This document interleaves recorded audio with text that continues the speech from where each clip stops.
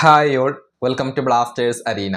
ഒടുവിൽ കേരള ബ്ലാസ്റ്റേഴ്സ് ആരാധകർ ഭയപ്പെട്ടത് സംഭവിച്ചിരിക്കുന്നു.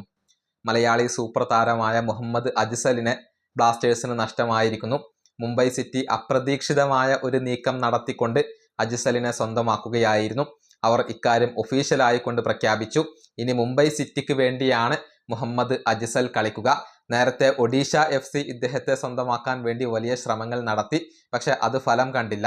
ഞൊടിയിടയിൽ മുംബൈ സിറ്റി അദ്ദേഹത്തെ കൊണ്ടുപോവുകയാണ് ചെയ്തിട്ടുള്ളത്. കേരള ബ്ലാസ്റ്റേഴ്സുമായുള്ള അദ്ദേഹത്തിന്റെ കോൺട്രാക്റ്റ് പൂർത്തിയായിരുന്നു.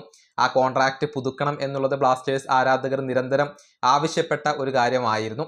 പക്ഷെ അതിന് കേരള ബ്ലാസ്റ്റേഴ്സിന് സാധിച്ചില്ല.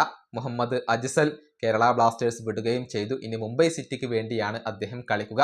കഴിഞ്ഞ സീസണിൽ ബ്ലാസ്റ്റേഴ്സിന് വേണ്ടി കളിക്കുകയും ഗോളടിക്കുകയും ചെയ്ത താരമാണ് അജ്സൽ. വലിയ ഒരു ഭാവിയുള്ള താരമാണ് അദ്ദേഹം.